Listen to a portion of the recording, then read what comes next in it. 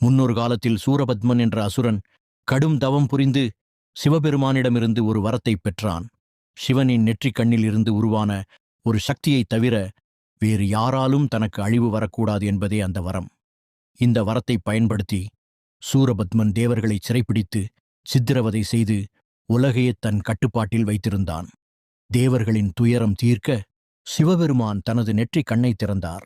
அதிலிருந்து வெளிப்பட்ட 6 தீப்பொறிகள் சரவண பொய்கையில் விழுந்து 6 குழந்தைகளாக மாறின.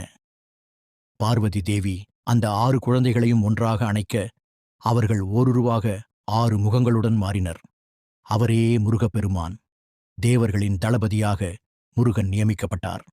தனது தாயிடமிருந்து வெற்றிவேல் எனும் ஆயுதத்தை பெற்றுக்கொண்டு சூரபத்மனுடன் போரிடச் சென்றார். இந்த போர் திருச்செந்தூர் கடற்கரையில் நடந்தது. போரின் போது சூரபத்மன் பல மாய வித்தைகளைச் செய்தான். அவன் கடலாக மாறினான், மழையாக மாறினான், இருளாக மாறினான், இறுதியாக ஒரு மிகப்பெரிய மாமரமாக மாறி நின்றான். முருகன் தனது வேலை ஏவி அந்த மாமரத்தை 2ஆக பிளந்தார். மரம் பிளக்கப்பட்டதும் சூரபத்மன் தன் தவறை உணர்ந்து முருகனிடம் சரணடைந்தான்.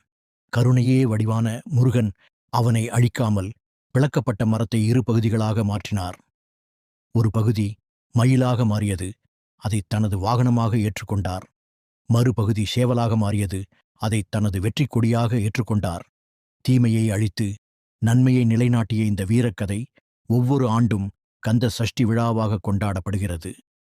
முருகப்பெருமானின் வீரத்தை காட்டும் மிக முக்கியமான வரலாறு சூரசம்ஹாரம். உங்களுக்கும் முருகப்பெருமான் மீது பக்தி இருக்குன்னா இந்த வீடியோவுக்கு லைக் பண்ணுங்க, ஓம் முருகான்னு கமெண்ட் பண்ணுங்க, மறக்காம சப்ஸ்கிரைப் பண்ணி முருகனின் அருளை பெறுங்க.